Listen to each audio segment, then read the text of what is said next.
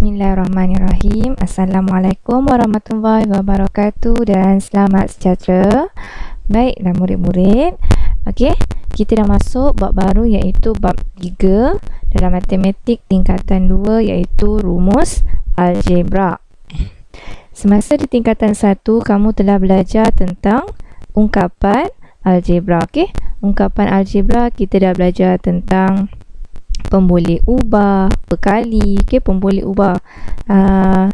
Satu nombor yang kita tidak ketahui kita wakilkan dengan huruf. Itu kita katakan pemboleh ubah. Sekarang ni bab 3 kita sambung dengan rumus algebra. Baik, dalam bab 3 hanya 3.1 saja iaitu rumus algebra. Jadi cikgu pecahkan bab 3 ini kepada 4 bahagian. Yang pertama kita akan belajar bagaimana nak membentuk rumus algebra. Yang kedua, bagaimana kita nak menukar perkara rumus. Dan yang ketiga, bagaimana kita nak menentukan nilai pemboleh ubah. Dan yang keempat, penyelesaian masalah melibatkan rumus algebra. Jadi kamu boleh buka buku teks kamu, muka surat 42. Ini pengenalan bagi rumus algebra. Baik, bagaimana rumus algebra digunakan dalam kehidupan seharian? Baik, kita cuba perhatikan situasi ini. Sebuah kedai borong menjual pakaian dengan harga RMY. Kita tak tahu harga bagi pakaian itu berapa, kita wakilkan dengan pemboleh ubah Y.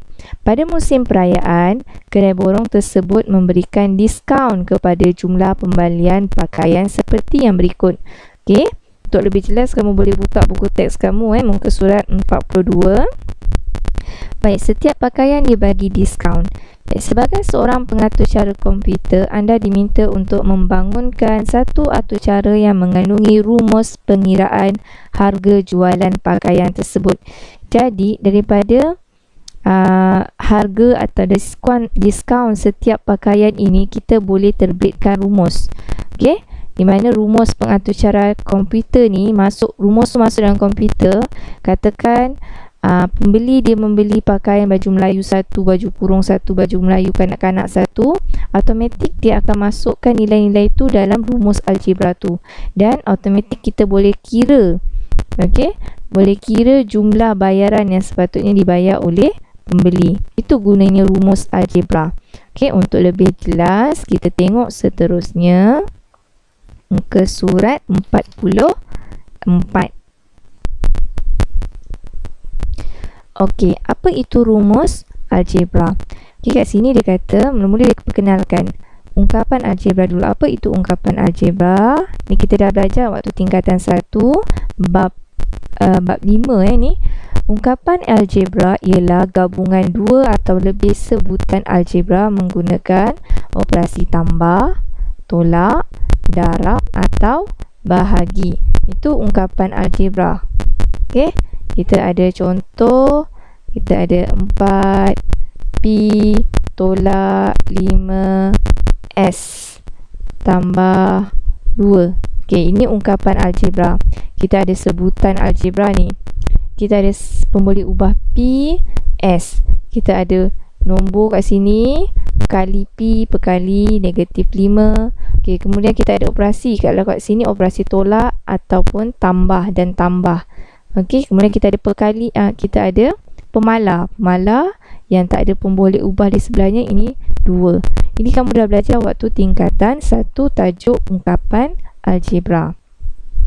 Baik, pada hari ini kita nak tengok pula apa itu rumus algebra. Rumus algebra ialah ungkapan algebra yang ditulis dalam bentuk persamaan.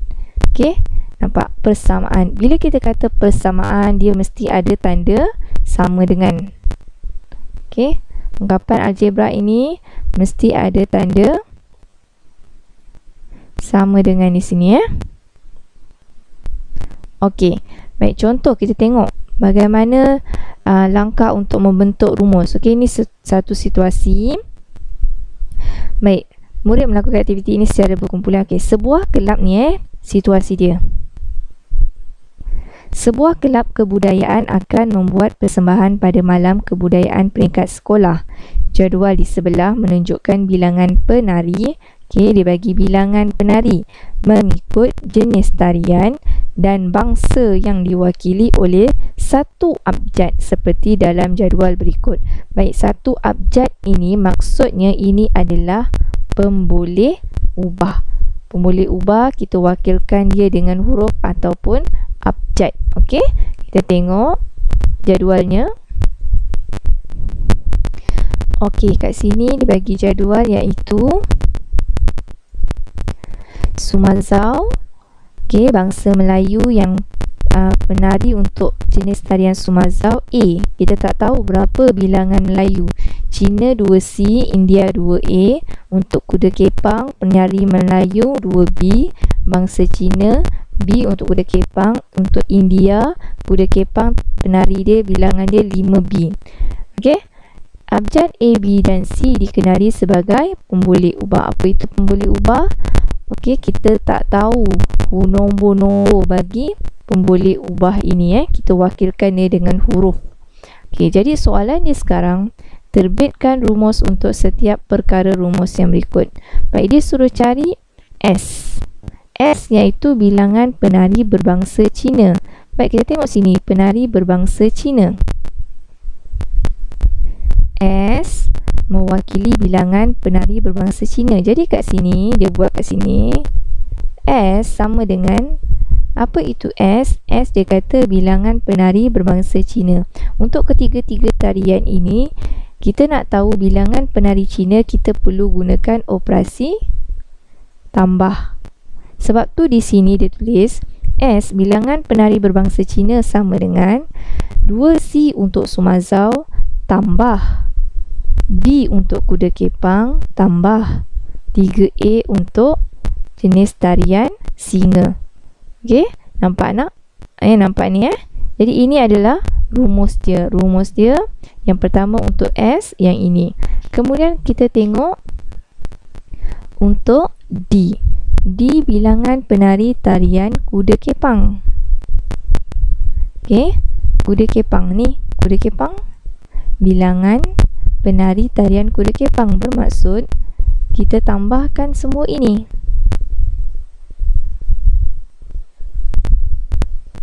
Okey, dia nak bilangan penari untuk kuda kepang. Kuda kepang saja. Kalau tadi ni bilangan penari untuk semua, ni kuda kepang saja. Jadi kita ambil yang sini je lah. Ni kuda kepang kan. Baik, kat sini kita tengok 2B tambah B tambah 5B. Kita akan dapat berapa B? 2 bola tambah 1 bola tambah 5 bola. Kita akan dapat 5B. Sebab itulah di sini dia tulis D sama dengan 8B. 2 tambah B tambah 5 kita dapat 8B. 8B. Okey, sebab apa? Bilangan penari kuda kepang kita tambahkan semua ini, kita akan dapat 8B. Okey, inilah rumus dia. Baik, bagaimana pula untuk cari bilangan penari India dan Melayu? Okey, sekarang kita ada Melayu dan penari India. Okey, sekarang tengok Jadi kita kena tambah A tambah 2B tambah 2C tambah 2A tambah 5B tambah C. Yang ni W kita kena tambahkan semua.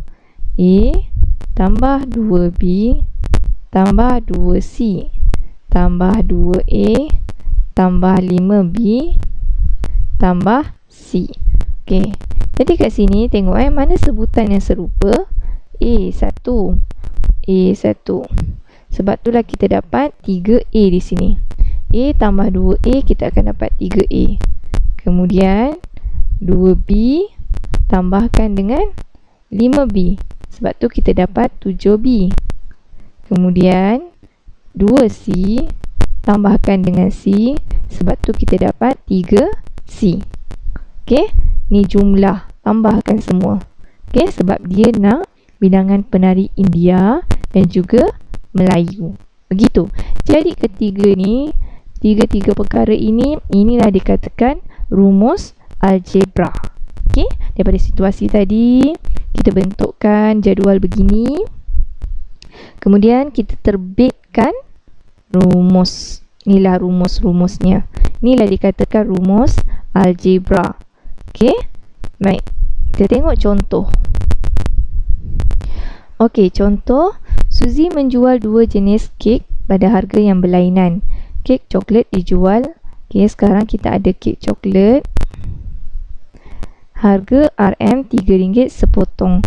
Manakala kek keju dijual pada harga 2 kali ganda harga kek coklat. Sempena pembukaan cawangan baru, dia memberikan diskaun 10% untuk semua harga kek. Terbitkan rumus pengiraan harga jualan kek jika M potong kek coklat dan N potong kek keju berjaya dijual.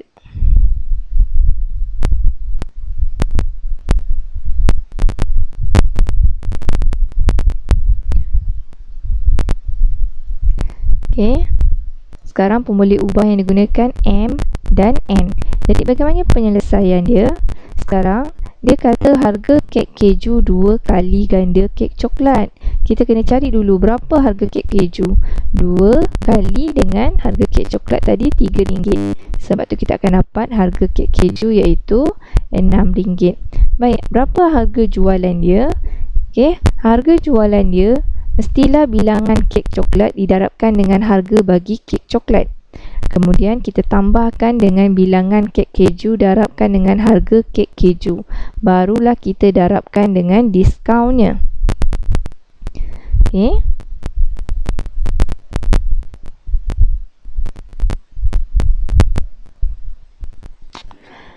Jadi kat sini M, okay, bilangan kek coklat kita tak tahu dia kata M kek coklat, kita tak tahu bilangan dia berapa. Kita wakilkan pemboleh ubah sebagai M, darab harga kek coklat darab 3 tambah N, kita tak tahu bilangan kek keju, darabkan dengan harga bagi kek keju RM6 darab dengan diskaun dia. Okey, diskaun 10%, jadi 100% tolak 10%. Jadi kat sini kita darabkan 3 darab M, 3M, 6 darab N, 6N. Okey, 3M tambah 6N darab 90%. Kita tuliskan 90%, kita akan dapat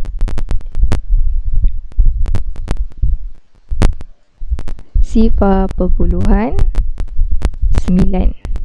Okay, sebab itulah ni dah sifar perpuluhan 9. Jadi kat sini rumus algebra yang kita boleh terbitkan, sifar perpuluhan 9 yang ni tadi kita bawa ke bawah sini, darabkan dengan 3M tambah 6N. Okey, yang ini kita perlu kembangkan. Dah belajar kan bab 2. Okey, kembangkan sifar perpuluhan 9 darab 3, kita akan dapat 2.7M. Sifar perpuluhan 9 darab 6N dapat 5.4. And jadi rumus algebra di sini Z sama dengan Z yang kita kena nyatakan kat sini. Z tu apa? Z iaitu harga jualan. Dalam soalan dia tak bagi Z kan? Kita kena wakilkan, letak pemboleh ubah, nyatakan sini Z tu itu harga jualan. Jadi pemeriksa dia tahu. Kalau kamu tulis Z, Z ini apa? Oh, Z ini harga jualan.